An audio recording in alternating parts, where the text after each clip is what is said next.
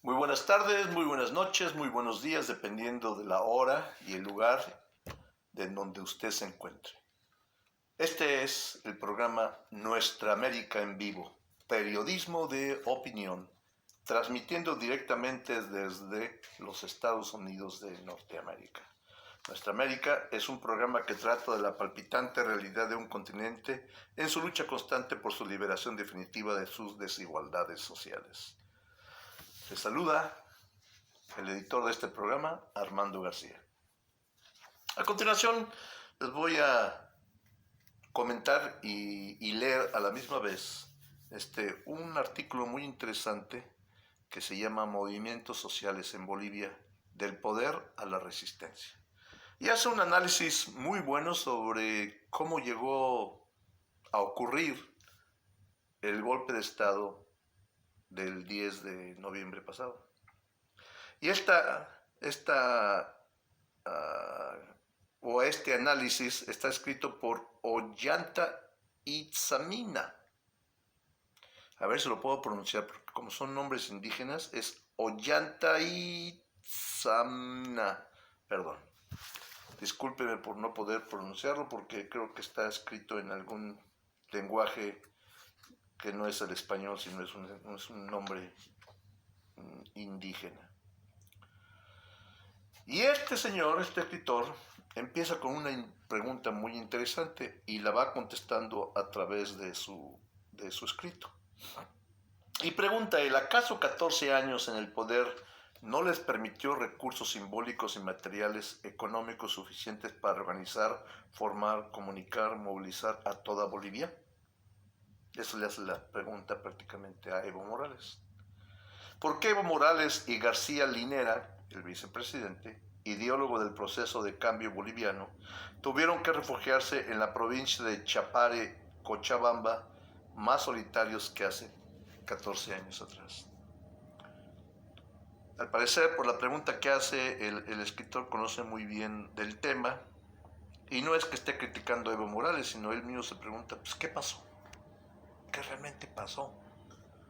14 años con muy buenos antecedentes sociales, de reformas, y de repente, ¡pum!, en cuestión de menos de, no digamos un minuto, cuestión de un día, todo se acaba. Y el escritor sigue diciendo, en la coyuntura boliviana actual, constatamos que el 10 de noviembre último es cuando se consumó un golpe de Estado, o el golpe de Estado que él lo llama cívico-cristiano-militar, y lo considera que fue promovido por los Estados Unidos. Eso a nivel de izquierda o a nivel social o socialista es la denuncia directamente de quien estuvo detrás del golpe de Estado de Bolivia. Para si uno lee las noticias, lee los comentarios por parte de los medios que están controlados por la oligarquía, por la derecha, pues va a decir que que Evo Morales era un dictador y tenían que tumbarlo. Entonces, pues, todo depende de cómo le haya ido en la feria, ¿no? Sigamos. Sigue diciendo este escritor, dice, de lo contrario, ¿cómo se le llama la ruptura del orden constitucional mediante la insubordinación cívico-militar que obligó al gobernante democráticamente elegido a exiliarse en México? ¿Cómo se denomina la autoproclamación inconstitucional y el ejercicio de poder de facto como presidenta de Jeanine Áñez, quien jamás fue electa para dicho cargo?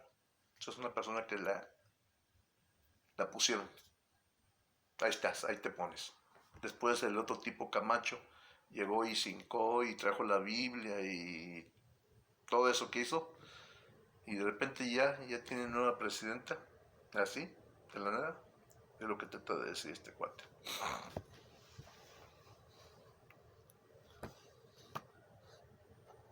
El golpe de Estado consumado instauró un régimen violento que en cuestión de una semana masacró, números más, números menos, a unas 30 indígenas que protestaban contra el golpe, centenares de heridos de bala y una persecución jurídico-militar contra todo lo que respire a dirigente social. Cerró, ocupó y expulsó a todos los medios de comunicación que mostraban las acciones populares de resistencia al golpe. Así se instaló la dictadura cívico-militar en Bolivia. Y continúa. Hace poco también en este programa reportamos de que ya todos estaban muy contentos porque habían llegado a un acuerdo, que iba a estar todo, se iba a levantar el bloqueo, pero las denuncias siguen llegando. Hasta inclusive se ha mostrado la presencia de observadores y de gente de Argentina que llegaron a Bolivia y ahí mismo en el aeropuerto casi no digo que los linchan, ya faltaba poco para eso, pero prácticamente lo están diciendo que se fueran. No quieren presencia de otras personas de otras partes del mundo. Y sigue el escritor. Una vez sofocada la resistencia popular en las calles, el gobierno de facto de Jeanine Áñez obligó al órgano legislativo del Estado plurinacional, con mayoría parlamentaria del Partido del Movimiento al Socialismo, del cual pertenece Evo Morales, a anular las recientes elecciones generales del 20 de octubre pasado. Le exigió sancionar la ley de convocatoria a nuevas elecciones, sin Evo Morales ni Álvaro García como candidatos, y les mandó a agilizar la selección de nuevos vocales en los tribunales electorales para que organicen las próximas elecciones generales en Bolivia.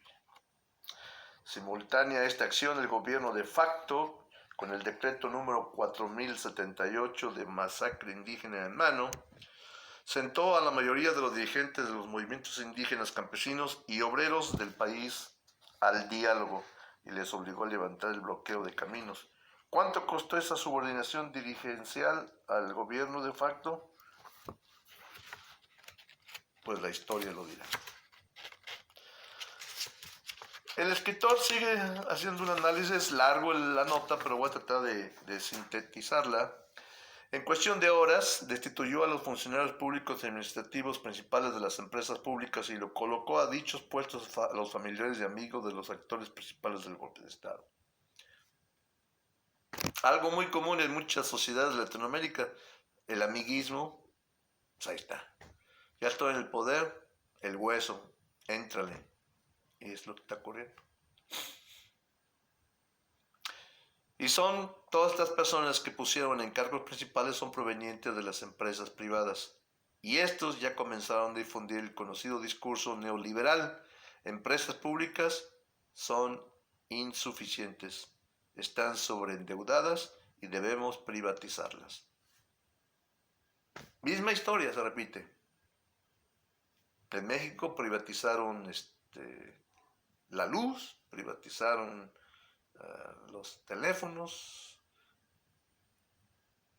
y en otros países pues hicieron lo mismo. Antes que Evo Morales aterrizase en México como exiliado político, el conocido asesor de lo que fue la Embajada de los Estados Unidos en Bolivia ingresó al Palacio del Gobierno de Bolivia como asesor principal de la autoproclamada Áñez, y ésta restauró las relaciones diplomáticas con Estados Unidos e Israel. ¿Dónde están, pregunta el autor de esta nota, dónde están los movimientos sociales que una década atrás sacaron de Bolivia la Embajada de Estados Unidos o la Embajada gringa?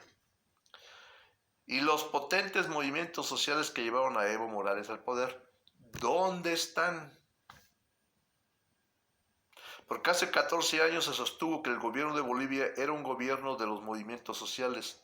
Morales políticamente fue producto de los movimientos sociales que a su vez contaban con su propio instrumento político, en este caso como el partido MAS. Los movimientos indígenas y campesinos en alianza con otros movimientos no solo llevaron al poder y lo mantuvieron al primer presidente indígena en la América Latina criolla, sino también emprendieron las nacionalizaciones de los bienes naturales privatizados, impulsaron y concretaron la redacción y aprobación de la nueva Constitución Política del Estado Plurinacional.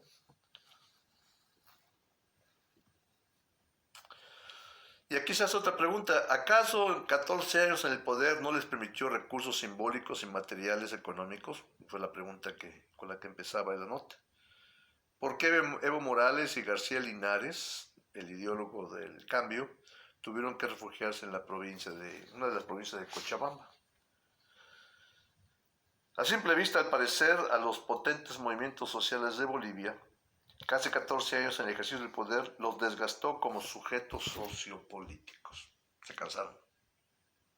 Los cuadros dirigenciales de los movimientos sociales prácticamente fueron subsumidos por el instrumento político. Y este, a su vez, se convirtió en un aparato electorero y bolsa de trabajo en tiempos no electorales. El brazo político absorbió casi por completo al cuerpo social, movimientos sociales, al límite de inmovilizar. Cuando ocurre el golpe de Estado, ya no mandaban los movimientos sociales sobre el instrumento político.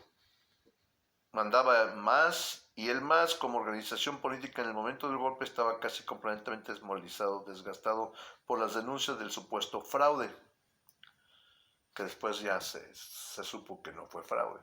Y la OEA lo catalogó, lo etiquetó como fraude. Y ahí van todos como borregos, toda Latinoamérica, excepto México, Cuba, Venezuela, Nicaragua, pues esos no, ¿verdad? Pero ¿qué ocurre? Que según el escritor,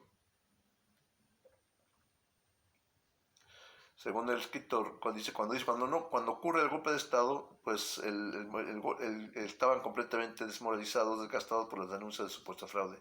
En muchos departamentos las estructuras de los movimientos sociales se concentraban disgustadas con la dirigencia del MAS por las designaciones verticales de candidatos. Pues sí, ya cuando estás en el poder tienes que jugar como dice, hay un dicho, y depende cómo esté la cancha, ¿no? Cómo esté el equipo, cómo se vayan llevando el juego político. A eso se suma el creciente cerco comunicacional que padecía Evo Morales con relación a la coyuntura convulsiva golpista del país. Sus allegados asesores no solo impedían que actores de los movimientos sociales se aproximasen a él, sino que le dibujaban una realidad ficticia sobre la realidad boliviana, haciéndole creer que Evo Morales era inamovible de la presidencia de Bolivia. Y ya, con eso ya mucha gente ya no le gustó. Prácticamente ya se puede decir cuando empezaron a decir que era un dictador, porque se mantenía en el poder más de los 14 años. Quizá el error fue haberse postulado como candidato, y a lo mejor hubiera sido mejor haber puesto a alguna otra persona del mismo partido, pero que corriera para presidente y ya no tanto él. Y ese fue el campo social fértil que aprovecharon los golpistas para derrotar psicológicamente al gobierno de Morales en las calles, en las entidades públicas, en la Policía Nacional y finalmente en las Fuerzas Armadas. Y es ya cuando el señor Calimán, que es un militar, le pide la renuncia a Evo Morales. Y Calimán, poniéndole ya una etiqueta, fue educado en la Escuela de las Américas, una escuela que estuvo por mucho tiempo en Panamá, y después de los tratados entre Panamá y Estados Unidos, pues la escuela la tuvieron que cerrar y ahora se encuentra en Estados Unidos. El Comando del Sur estaba ahí, el Comando Sur de los Estados Unidos. Entonces, ahí en esa Escuela de las Américas se formaron casi todos los golpistas de la América Latina. Ahí aprendieron las tácticas y las técnicas de cómo llevar a cabo golpes de Estado. Y el tipo que le pide la renuncia a Evo Morales es egresado de esa escuela. Y también hay muchos más militares, inclusive hasta en México. Hay militares que fueron egresados también de esa escuela. Y ahí están. Y hay gente que dice que también es un peligro para México que esas personas estén ahí porque están entrenadas. Pero hay una diferencia, que el ejército en México y el ejército en Venezuela son leales al presidente. Y ahí sí va a estar muy difícil que la puedan hacer los golpistas.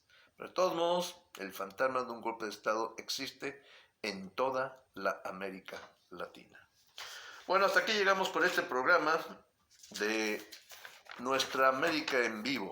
Vuelvo a poner el papelito para las personas que quieran escribirnos, leernos Y en nuestras páginas de Facebook y de Twitter podrán ver casi al día todos los acontecimientos en América Latina. Ahí lo estoy tratando de mandar, todo lo que recibo de diferentes partes de América Latina, pues ahí están. Y ahí está nuestro correo electrónico. Recuerda que si usted es periodista, escritor o estudiante de periodismo y como estudiante quiere empezar a formar su currículum y no tiene donde le publique sus notas, sus crónicas, sus reportajes, pues ahí está, Nuestra América está a su disposición, sin censura de ninguna especie. Inclusive se me llegan notas de los adversarios derechistas de Evo Morales o de Andrés Manuel López Obrador, mándemela, yo la pongo. Hay que crear. La misión del periodismo, desde mi punto de vista, es crear opinión pública.